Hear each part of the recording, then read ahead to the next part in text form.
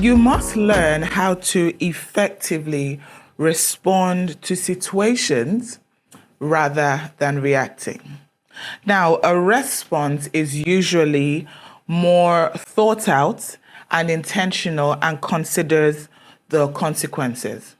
On the other hand, when we're talking of reactions or reacting, a reaction is often immediate. You find yourself instinctive and driven by your emotions. Do you get the difference between those two things now? Now, responding is always a better option than reacting because it helps you to respond and give the right approach to whatever it is that you're dealing with.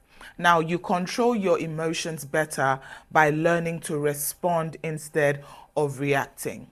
And one thing I find is a lot of people struggle with this. We are always finding ourselves reacting and then end up very, very frustrated or, full of regret saying, oh, why did I say that? Why did I do that? Oh, I shouldn't have done that. Or we're, bringing in habits that often lead to us doing things worse off than we should originally do. Now, today, I'm going to be sharing with you 4 ways to respond effectively to situations around you. And number 1 on my list is pause. Okay, oftentimes, for example, something has happened, you've had probably an argument with your partner, you find yourself binge eating. Or someone has offended you at work and you just think, you know what, I'm going to give them a piece of my mind.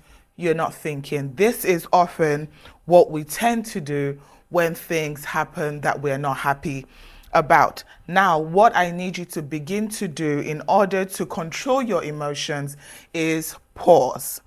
Take a moment to pause and think, this thing that has happened, how exactly does it affect me?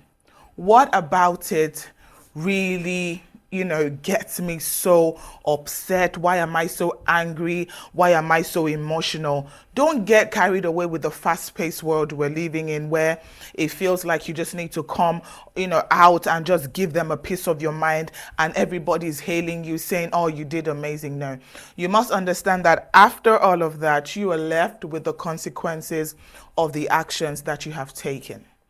The best thing to do is pause, take a deep breath, out, reflect. This thing affects me, yes.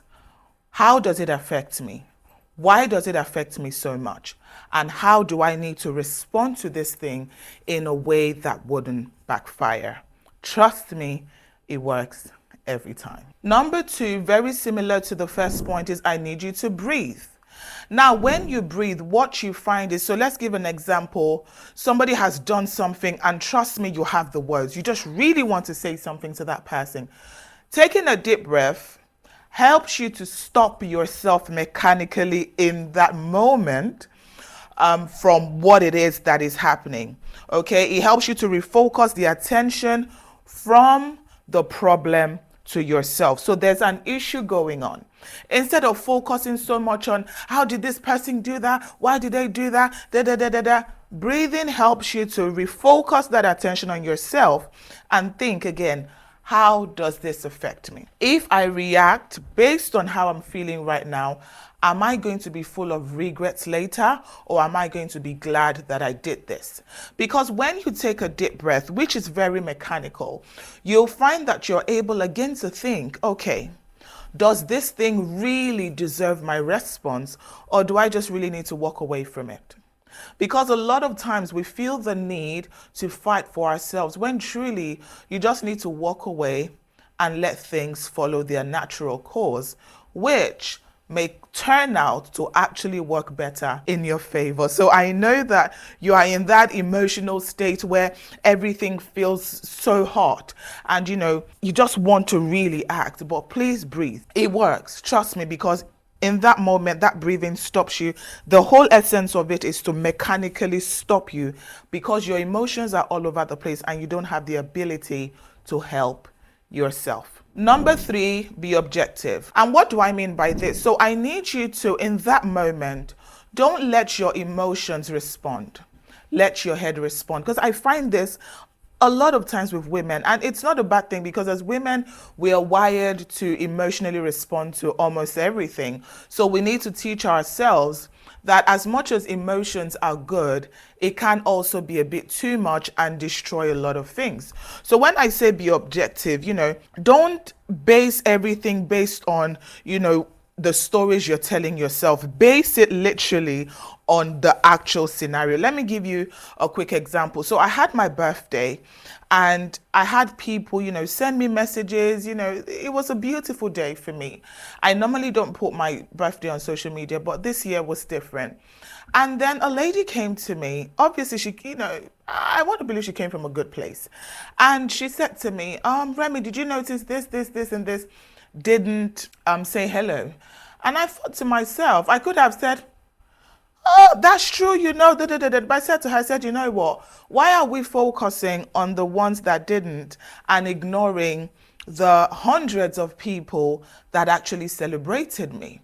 And I said to her, you need to understand that it could be a variety of things. Have you considered the fact that maybe this person or these people are actually going through a tough time? And honestly, the last thing on their minds right now is a birthday message. Have you also considered the fact that they were genuinely busy and probably genuinely just missed the day, or, had that thought to message me later, but got so preoccupied and couldn't? And I said the third option, which a lot of us don't like to admit, is it's possible that, yeah, they saw it, they had time, but they just didn't feel like wishing me a happy birthday. And I said, at the end of the day, I don't have that kind of relationship with these people where I am expecting so much from them. It's different if there was that personal relationship that could actually cause an offense, where I'll probably message and say, what happened? You didn't say hello, you didn't greet me. Is everything okay? Did that offend you? If we had that relationship, it's different. I said, but I don't have that kind of relationship with these people. So me jumping into that emotion where I'm angry and then I'm just nitpicking on that will be the wrong thing to do. And this is what I'm saying to you as well. Be objective. Don't put yourself in the story and just start analyzing and evaluating and doing, arithmetic calculations. Be objective and look at the scenario and the story the way it is exactly. Trust me, it'll save you from a lot of heartache, because when all of this transpired between me and this lady, I, was able to educate her on the importance of being objective and not just looking at things based on what it just looks like, because it's often deeper than that. There's more depth into things than what we see. And she came out a better person after this conversation. Number 4, which is the final point I'm going to be sharing with you today, is please stop over analyzing or stop getting caught up in the overthinking trap. Why did she look at me like that? Or why is she looking at my shoes like that? Why did she say that? So when I said that, why did she only do instead of smiling? When you're anxious, I need you to sit down, rock yourself, hug yourself. There's something I do. I just wrap myself up and I say, you know what, Remy, just calm down. And you're probably watching me right now and you're probably anxious. You're probably, what's going to happen to you in a few hours. Just hug yourself and say, I'm going to be okay. Calm down, calm down, calm down, calm. Again, okay? This is you mechanically saying to yourself that you have the ability to control what is happening. Try not to overanalyze everything, and say to yourself, I have the ability to go through this. Say this as you're watching me. If you want to mention your name, do it. I, Oluwaremilekun, I have the ability to go through this. One thing I always share with my clients is I can do all things through Christ who strengthens me, because it helps you to understand that you don't have that physical ability to handle it on your own. If you did, you won't be watching this video. If you did, you wouldn't have overreacted yesterday, 10 minutes ago, 20 minutes ago. Exactly. So you must understand that you need help. And this is why I'm sharing this with you. Now, I need you to begin to give yourself a break and let your emotions run naturally, without you overdoing, without you doing anything based on what you think the world expects of you. We live in a world where there's so many expectations. We're driven by, overrated analysis, overrated analogies, overrated pictorial, references of everything. And we just feel like we are not good enough. We need to do more. This is me saying to you that, listen, your emotions regulated will help you to be a better person. Don't always allow your emotions do the talking. Allow your head a lot of times do the talking, because what you'll realize is it will help you to make better decisions. It will help you to also become a better team leader. It will help you to become a better team member. It will help you to become a better person. Generally, emotions are not a bad thing. It's often an indication that something needs to be fixed. When your emotions are speaking to you, sadness, anger, overwhelm, fear, whatever it is, you must understand that that is your body saying to you that something needs fixing. It's not automatically your body saying to you that you have a problem, you're crazy, you're this, you're that. No, it's just saying to you, I need you to fix this. I need you to look into this. So own your emotions, name your emotions, analyze your emotions, so that those emotions do not drown you. Thank you so much today for watching, and I'll see you at my next one. Bye-bye.